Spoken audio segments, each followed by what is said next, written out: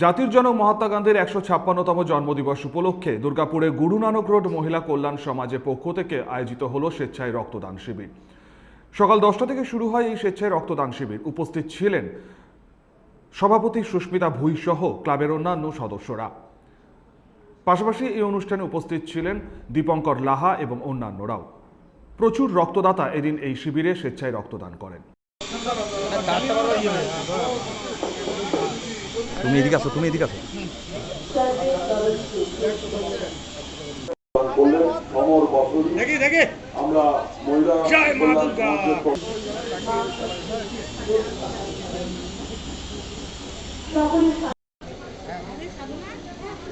Media में जाएगा, ये वाला आपका वाला ही जाएगा।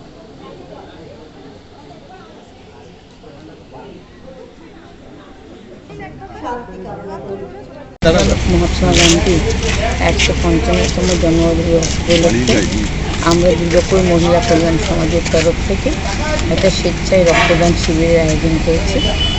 আর তাছাড়া আমাদের এখানকার প্রভাব প্রথম মানুষ বরণ বিশ্বাস এবং বিশিষ্ট শিক্ষাবিদ উমাপদ ভূঁইয়ের আবক্ষ মূর্তি করা হলো। কতজন রক্ত দিয়েছে? আমাদের তো 30 জন বলা আছে, এখন অব্দি 12-13 জন হয়ে গেছে। আমাদের সব মাঝে মাঝে প্রোগ্রাম চলছে, ওরা বন্ধ করতে হচ্ছে।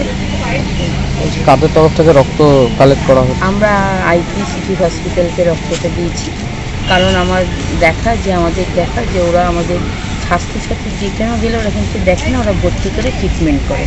আর তাছাড়া যখন রক্তের প্রয়োজন হয় তখন ওরা পেশেন্টকে দিয়ে দেয়, পরে আমরা রক্তটা দিলে কোনো অসুবিধা হয় না। Bureau report, 99 news Bangla.